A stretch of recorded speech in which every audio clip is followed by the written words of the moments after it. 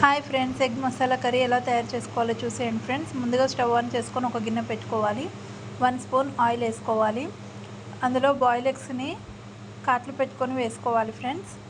ఇప్పుడు కొద్దిగా కారం వేసుకోవాలి, కొంచెం సాల్ట్ వేసుకోవాలి. వేసుకొని మంచిగా ఫ్రై చేసుకోవాలి ఫ్రెండ్స్. చూడండి ఫ్రెండ్స్, మనకి ఇక్కడ ఎగ్స్ అనేది ఫ్రై అయిపోయాయి.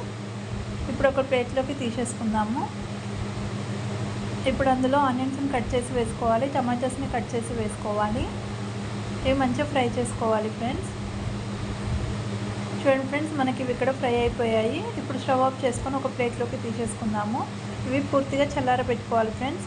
పూర్తి చల్లారిన తర్వాత మిక్సీ జార్లో వేసుకొని కొన్ని వాటర్ వేసుకొని పేస్ట్ లాగా చేసుకోవాలి ఫ్రెండ్స్. ఇప్పుడు స్టవ్ ఆన్ చేసుకొని గిన్నెను పెట్టుకోవాలి. నేను అదే గిన్నెను పెట్టుకున్నాను. ఇప్పుడు 2 స్పూన్స్ ఆయిల్ వేసుకోవాలి. ఆయిల్ హీట్ అయిన తర్వాతకి ఇప్పుడు పేస్ట్ని వేసుకోవాలి. పేస్ట్ని వేసుకొని మంచిగా కలుపుతూ ఫ్రై చేసుకోవాలి ఫ్రెండ్స్. ఇప్పుడు కొద్దిగా అల్లం వెల్లుల్లి పేస్ట్ వేసుకోవాలి, కొంచెం పసుపును వేసుకోవాలి. వేసుకొని మంచిగా ఫ్రై చేసుకోవాలి. చూడండి ఫ్రెండ్స్, మనకి ఇక్కడ పేస్ట్ అనేది ఫ్రై అవుతుంది.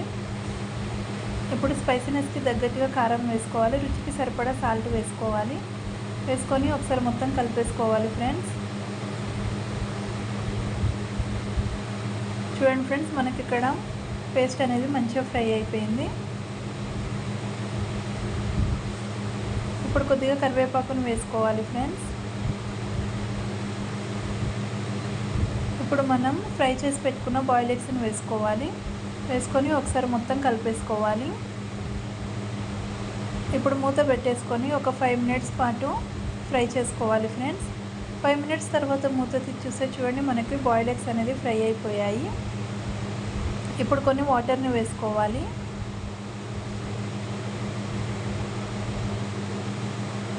ఇప్పుడు కొద్దిగా ధనియా పౌడర్ వేసుకోవాలి, కొంచెం గరం మసాలా వేసుకోవాలి, కొంచెం జీలకర్ర పౌడర్ వేసుకోవాలి.